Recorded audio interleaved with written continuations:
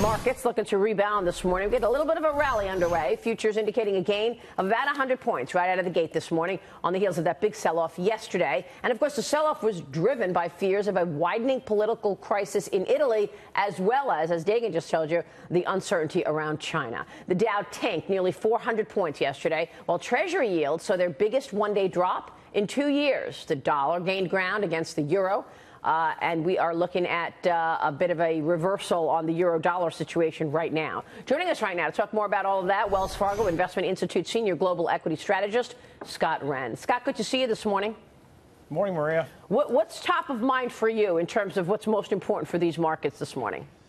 Well, just for this morning and in the short term, I think it's clearly trade. Any thought of a trade war, the market is not going to like that. I would put that at a very low probability. I think we're going to see a lot of different trade deals renegotiated, and I think they're going to be very targeted. So I think the chance of, blanket 50, 60% tariffs and what a real trade war really is, I think that's very slim. When you look at Italy, I don't think it's any surprise that a country that has a super high debt load, low productivity, high unemployment, lots of regulations, terrible demographics.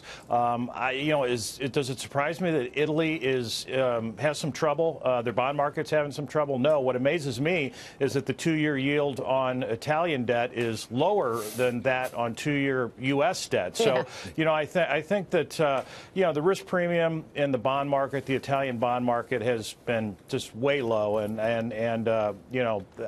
that I really don't understand very well. But I think the bottom line for Italy is we're going to, from time to time, we're going to revisit the Eurozone breakup topic. We have a lot of pressures with a lot of debt over there. I think it all spills into what's it going to do to consumer confidence in Europe? What's it going to do to business confidence? Right. Clearly, the U.S. does a lot of business there. And if economic growth slows or stumbles, that's going to be a problem. And I think that's what the U.S. markets are worried about. Hey, Scott, Mitch Rochelle, there's no question that all of these markets are interconnected, and we saw that yesterday. You mentioned Italy's debt. I was looking it up just now. Their debt to GDP is 132%.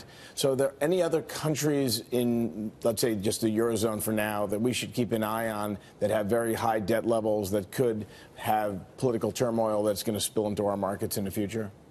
Well, I think, Mitch, really the demographics in a lot of these countries aren't very good. And certainly these peripheral countries, Greece is going to still continue to be a problem. Portugal is going to be a problem.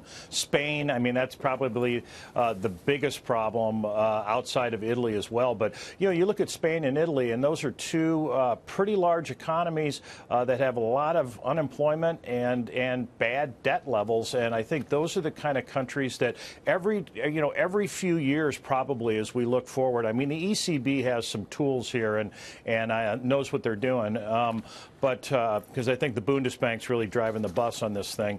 But from time to time, we're going to go from back burner back on the front burner. And right now, it's on the front burner. It wouldn't surprise me over the next, 5 years or so, you see some periphery countries maybe drop out, a couple of those, because this is not easy to keep this thing together. And when you have the bad demographics, the debt, very modest economic growth, those are the types of things where countries want their own monetary policy back. They really don't have that right now. They don't have their own currencies, which they can devalue when necessary, when the economy stumbles. Scott, but, it's a big problem. I have a question about the United States economy. So yesterday with the Treasury yields, that was the largest daily decline in nearly 2 years on Treasuries. So at least on that day, investors looked worried about the state of the U.S. economy, and particularly maybe from the impact of all of these trade issues that we have, whether it's with Europe over the steel and aluminum tariffs, Europe looking for an exemption there, the threat of a 25% tariff on auto imports. Then you have the NAFTA negotiations, and you have the negotiations with China. A hard turn by the Trump administration yesterday with announcing $50 billion. A final list of tariffs on $50 billion in imports will be released by June 15th. They're trying to basically get some leverage as Wilbur Ross heads to China, take a hard line on this theft of U.S. technology. But does all of this, as it's in flux, have an impact on the U.S. economy, whether it's farmers who can't sell soybeans to China, whether it's slowing job growth in steel communities in this country? Well, Dagan, you ran down the laundry list pretty well there, and I think that a real trade war, I mean, it results in less trade volume, and that's certainly an issue.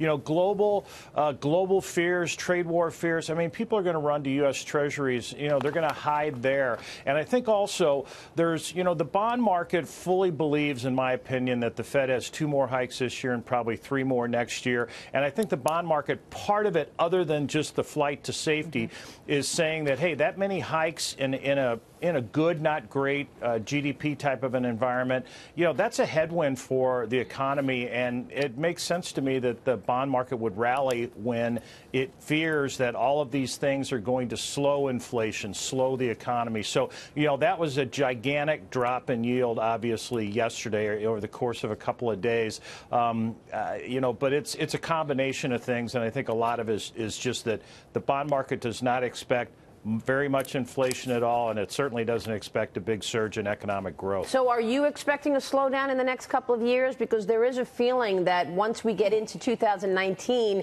and 2020, things slow down quite a bit for a number of reasons, including demographics. I mean, is that where you are?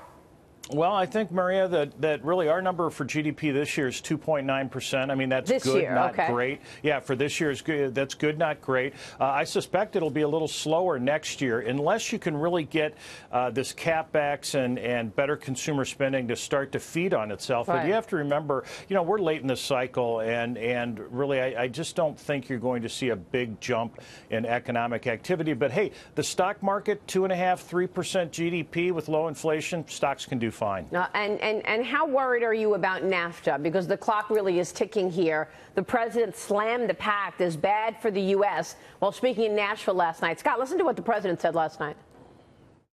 We're renegotiating NAFTA. Remember what I said. We are having, you remember I said to Tennessee, I said to everyone, we have such a bad deal with Mexico. We have such a bad deal with Canada. We lose with Mexico over $100 billion a year with this crazy NAFTA deal. But this relationship is real important, obviously, for all involved, U.S., Canada, Mexico. What are the implications if this deal does not get done over the near term? Well, I mean, the stock market's not going to like it. And, you know, obviously Mexico and Canada are 2 huge trading partners of the U.S.